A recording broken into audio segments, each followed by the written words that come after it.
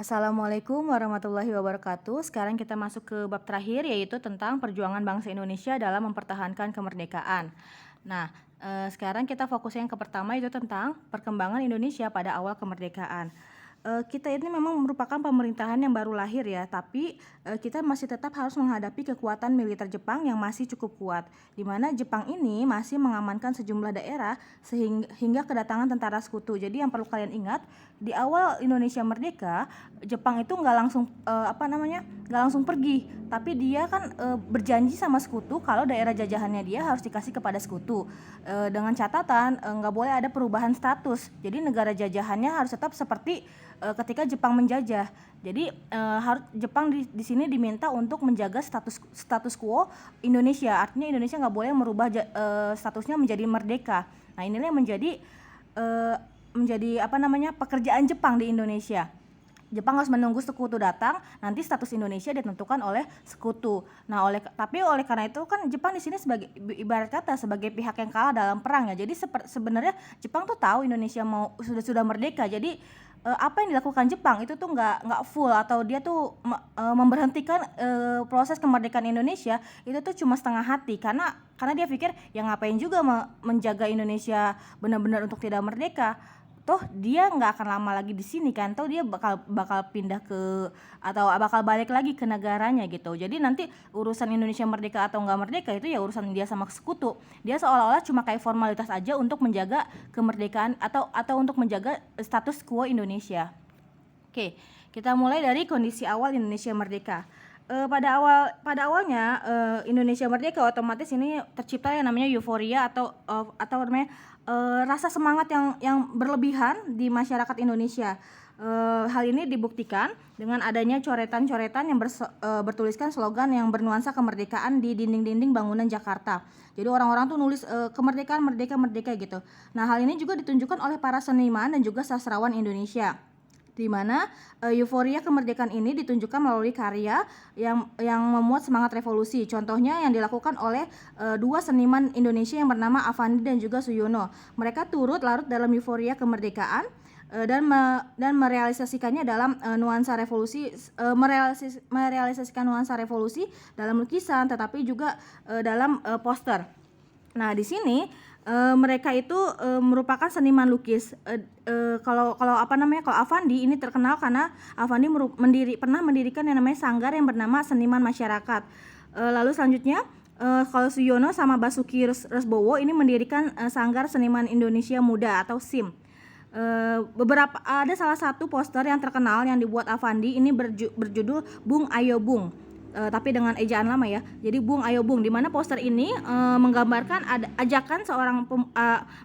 seorang pemuda yang sedang dirantai tangannya, tetapi rantai itu telah putus. Jadi ide poster ini berasal dari Presiden Soekarno, sementara Affandi ini bertugas menyelesaikan gambar. Sastrawan Khairil Anwar menyumbang kata Bung Ayo Bung. Jadi maksud ide ini pemuda tuh kita ya, bangsa Indonesia yang selama ini dirantai, akhirnya rantainya putus. Itu menandakan sebuah kemerdekaan. Dalam perkembangannya euforia atau hype tentang kemerdekaan ini tidak bisa berlangsung lama, karena rakyat dihadapkan sama kenyataan, yaitu kondisi negara yang belum stabil, di mana hal ini dikarenakan kondisi pemerintah yang masih berupaya membenahi pemerintahan, ditambah beberapa alat kelengkapan negara yang sudah dibuat di sidang PPKI 1 sampai sidang PPKI 3 ini sudah terbentuk, tapi masih banyak kekurangannya. Selain itu, secara de jure status Indonesia sebagai sebuah negara masih terus diperjuangkan, karena kan kalau mau menjadi sebuah negara harus diakui secara de facto dan juga de jure. De facto kan harus punya negara, harus punya wilayah, harus punya rakyat, dan harus punya pemerintah yang berdaulat. Kita sudah punya tiga itu, tapi kita belum punya satu, yaitu de jure. De jure artinya adalah pengakuan dari negara lain kalau negara kita sudah merdeka. Nah, ini masih diperjuangkan. Selain itu, Jepang juga masih ada di Indonesia untuk mengendalikan status quo Indonesia. Artinya Jepang masih disuruh sama sekutu untuk mempertahankan kalau Indonesia tidak boleh merubah statusnya. Keadaan semakin kacau ketika pasukan sekutu atau pasukan AFNE itu datang ke Indonesia yang diboncengi oleh tentara Nika atau tentara Belanda. Seperti kemarin sudah Ibu bilang ya, yang boleh datang ke Indonesia itu hanya AFNE atau hanya pasukan sekutu, tapi ternyata pasukan sekutu membawa pasukan Belanda, di mana pasukan Belanda ini punya niat lain datang ke Indonesia, yaitu untuk menjajah Indonesia kembali. Permasalahan pada awal masa kemerdekaan ini berkaitan dengan adanya hukum dan ketertiban keamanan atau rules and order. Jadi adanya masalah kepercayaan dan juga masalah ketertiban keamanan atau disebut dengan rules and order. Oke, awal kemerdekaan ini masih belum stabil, terutama dalam bidang ekonomi. Juga hal ini dikarenakan keadaan ini dipicu karena adanya beredar uang-uang yang tidak terkendali. Terdapat 3 mata uang yang beredar pada masyarakat. Hal ini yang menyebabkan akhirnya peredaran uang tidak terkendali. Apa saja yang mata uang yang beredar pada awal kemerdekaan? Yang pertama itu uang rupiah Jepang. Yang kedua uang De Java Bank, yang ketiga adalah uang pemerintah Hindia Belanda. Untuk mengatasi masalah tersebut, akhirnya tanggal 1 Oktober 1945 ini akhirnya pemerintah mengeluarkan mata uang yang dikenal dengan Uang Republik Indonesia atau ORI. Permasalahan ekonomi pada masa itu juga terjadi karena adanya blokade ekonomi yang dilakukan Belanda sejak November 1945. Jadi ketika Belanda datang bersama tentara Nikahnya, Belanda juga akhirnya melakukan blokade ekonomi tahun November 1945. Blokade ekonomi itu artinya adalah perekonomian kita tuh diblok.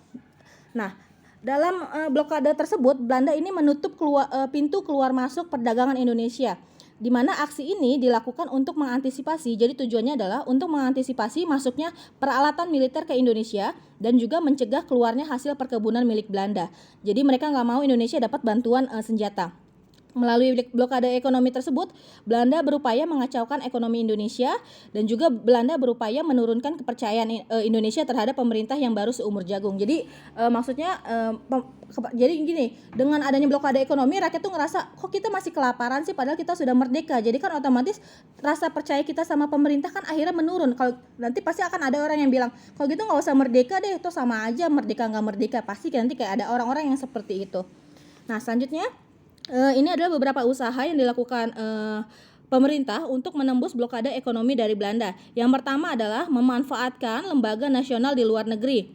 Hal ini dilakukan lewat lembaga yang bernama Banking and Trading Corporation atau BTC, di mana BTC ini dipimpin oleh Dr. Sumitro Joyo Hadikusumo dan juga Dr. Ong Eng Die, di mana dokter ini memimpin yang namanya Banking and Trading Corporation. BTC ini berhasil menjalin hubungan dagang dengan perusahaan swasta di Amerika. Jadi ada suatu lembaga BTC ini berhasil menjalin hubungan dagang dengan perusahaan swasta dari Amerika. Dengan adanya itu otomatis kita bisa melakukan jual beli dagang dengan dengan barang-barang dari Amerika. Karena ini merupakan perusahaan swasta ya. Nah, selanjutnya tetapi ada masalah ketika kapal yang mengangkut barang pesanan dari BTC. Jadi kita pesan barang ke BTC. Nah, barang-barang yang dipesan dari BTC ini kan akhirnya BTC kan belinya dari Amerika kan. Nah, ketika barang yang dipesan dari BTC dan barang ekspor ini akhirnya tiba di pelabuhan Cirebon, Belanda melakukan pencegatan sehingga aksi Belanda tersebut mendapat kritik keras dari pemerintah Indonesia. Karena apa? Karena kan yang pesan kan swasta nih. Kenapa masih dicegat juga? Akhirnya pemerintah Indonesia mengkritik, tetapi Belanda tidak menanggapi kritik tersebut. Jadi ya kita nggak jadi dapat deh barang-barang ekspor tersebut.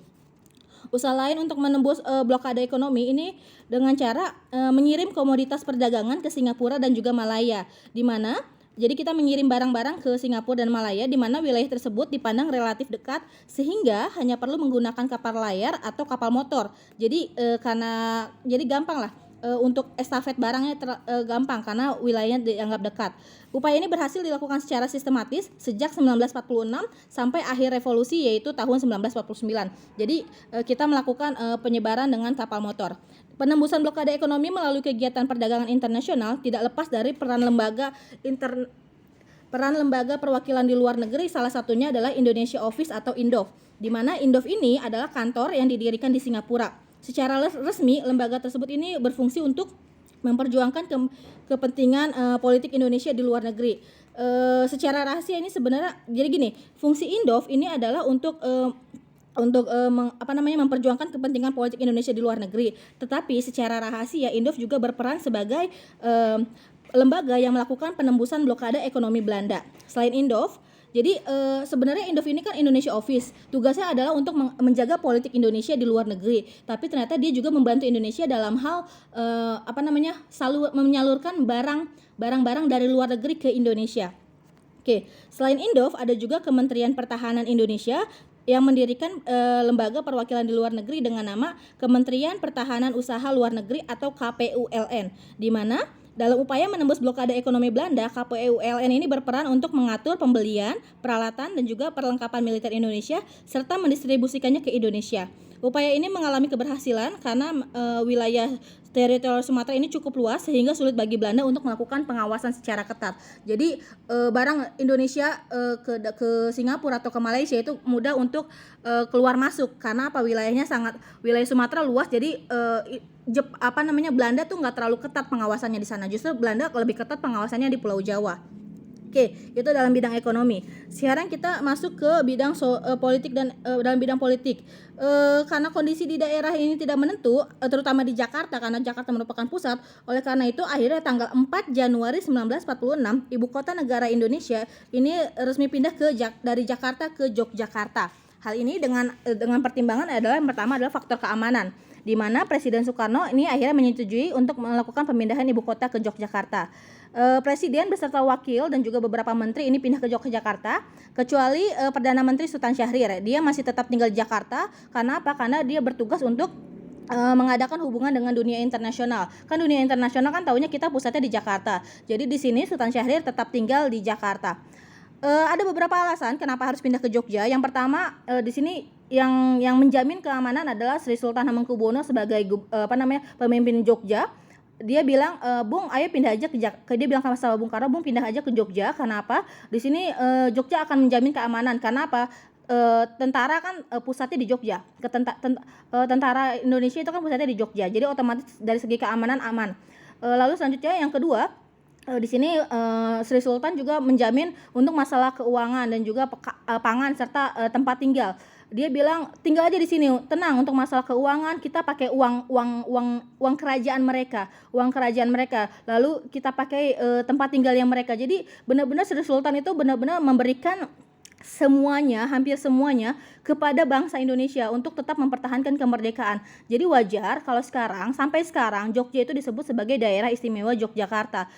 Karena apa? Karena berkat Jogja memberikan semua yang dia miliki untuk kelanjutan kemerdekaan Indonesia, ya kita masih ada sampai sekarang. Bayangkan kalau saat itu Sri Sultan tidak menawarkan Yogyakarta sebagai ibu kota Indonesia, ya kita nggak akan pernah ada. Ya, jadi aneh sekali kalau ada orang-orang yang mempertanyakan kenapa sih Jogja istimewa, toh dia sama aja kayak daerah lain. Enggak, dia nggak sama kayak daerah lain. Jogja dan Aceh itu harus diistimewakan karena sumbangsi dia atas kemerdekaan Indonesia itu lebih besar dibandingkan daerah lain. Oke. Jadi jangan lagi mempertanyakan tentang kenapa dua daerah itu istimewa, kenapa sih dua daerah itu bisa mendirikan kerajaan di dalam sebuah negara, kenapa sih misalnya Aceh punya hukum syariat sendiri yang berbeda dengan provinsi lain yang ada di Indonesia. Jadi ya itu nggak boleh dipertanyakan karena apa, sumbangsi mereka terhadap bangsa ini bisa dibilang ada di level yang berbeda dengan daerah lain. Oke, selanjutnya dalam bidang pendidikan, di sini pemerintah menunjuk Ki Hajar Dewantara sebagai Menteri Pengajaran untuk membuat dan juga menetapkan kebijakan pendidikan sesuai dengan kondisi bangsa Indonesia pada masa awal kemerdekaan. Pemerintah juga mendirikan universitas seperti Universitas Indonesia dan juga Universitas Gadjah Mada. Dalam bidang kesehatan, pemerintah ini melakukan namanya nasionalisasi atau pengambil alihan rumah sakit milik Belanda dan juga rumah sakit milik swasta. Jadi di sini pemerintah mulai melakukan semua rumah sakit milik Belanda dan juga rumah sakit swasta itu diambil jadi milik negara. Untuk dibilang sosial, di sini terjadi yang namanya revolusi sosial di beberapa daerah, terutama di desa, di mana ada tujuan kenapa mereka melakukan revolusi sosial di desa-desa ini, karena mereka bertujuan untuk menggulingkan tatanan lama yang berada di masa kolonial. Terdapat 3 peristiwa, yaitu yang pertama adalah peristiwa 3 daerah. Peristiwa 3 daerah ini terjadi di Brebes, Tegal, dan juga Pekalongan pada Oktober 1945. Peristiwa ini muncul sebagai akumulasi kekecewaan rakyat pada pangreh praja atau elit birokrasi dari tingkat kabupaten sampai pada tataran terendah yaitu desa. Jadi pangreh praja atau tingkat tertinggi, jadi dari kabupaten, lalu selanjutnya kecamatan, lalu kelurahan sampai ke desa, itu pemimpinnya tuh dianggap sebagai antek atau bagian dari penjajah. Jadi bagian dari justru mereka masih mendukung penjajah atau masih mendukung Belanda dan juga Jepang. Akibatnya muncul kesenjangan sosial antara rakyat dan kalangan elit birokrasi. Hingga akhirnya para elit birokrasi ini dianggap hidup dalam kemewahan, sedangkan rakyat harus menjadi sapi perahnya mereka. Nah, seperti hasil panen dirampas, wajib mengikuti kerja paksa. Oleh karena itu, setelah Indonesia merdeka, rakyat ini melakukan serangan terhadap kalangan elit birokrasi. Serangan tersebut dilakukan dengan tujuan mengganti elit birokrasi yang lama yang dianggap sebagai antek penjajah dan juga mengubah struktur masyarakat feodal. Oke, yang kedua, yang tadi kan peristiwa 3 daerah ya, di Brebes, Tegal, dan Pekalongan. Sekarang yang kedua adalah Perang Cumbok. Perang Cumbok ini terjadi di Aceh, di mana Perang Cumbok ini merupakan perang saudara di Aceh yang terjadi antara golongan Ule Balang ini golongan bangsawan, dan golongan ulama. Jadi perang antara golongan Ule Balang dan juga perang antara dan juga dengan melawan golongan ulama. Revolusi sosial para Ule Balang yang sebelumnya merupakan tulang punggung pemerintah Belanda. Jadi dulu kan pemerintah Belanda tuh meminta kepada rakyat tuh nggak lewat rakyat langsung, tapi lewat Ule Balang ini. Jadi para Ule Balang sebelumnya menjadi tulang punggung pemerintah Belanda, digulingkan oleh rakyat Aceh. Meskipun demikian, para Ule Balang sempat menggalang kekuatan untuk menghadapi gelombang revolusi sosial yang dipelopori oleh golongan ulama. Dengan dipimpin oleh Teku Daud Cumbok, para Ule Balang ini menyatakan perang kepada ulama Aceh yang dipimpin oleh Tengku Daud Bereh. Jadi ini perang antara Teku Daud Cumbok sebagai wakil dari Ule Balang melawan Teku Daud Bereh sebagai perwakilan dari para ulama Aceh. Oke, selanjutnya yang terakhir yaitu usaha menggulingkan tatanan lama di Sumatera Timur. Ini terjadi pada bulan Maret 1946, di mana revolusi ini digerakkan oleh kelompok radikal dalam tubuh Persatuan Perjuangan. Jadi ada Persatuan Perjuangan di mana dalam Lembaga Persatuan Perjuangan ini ada pemimpin Partai Sosialis Indonesia, Partai Nasional Indonesia, dan juga Partai Komunis Indonesia. Jadi ada suatu lembaga di mana isi lembaga ini adalah perwakilan dari 3 partai, yaitu Partai Sosialis Indonesia, Partai Nasional Indonesia, dan juga Partai Komunis Indonesia. Mereka bersatu membuat lembaga yang bernama Persatuan Perjuangan, dan Persatuan Perjuangan inilah yang melakukan revolusi sosial di Sumatera Timur bulan Maret 1946. Selain itu juga ada Laskar Barisan Harimau Liar atau BHL, dan juga tentara Sabilillah ikut terlibat dalam revolusi ini. Selama revolusi sosial, kelompok radikal ini melakukan penggulingan terhadap raja-raja dan juga kaum bangsawan yang dianggap pro Belanda. Gerakan revolusi sosial di Sumatera Timur ini mereda pada bulan April 1946. Selanjutnya, pada 11 April 1946, ketegangan yang ditimbulkan oleh Persatuan Perjuangan ini berakhir dan masalah penangkapan diserahkan kepada pemerintah. Oke, untuk awal kondisi Indonesia pada awal kemerdekaan sampai sini. Wassalamualaikum warahmatullahi wabarakatuh.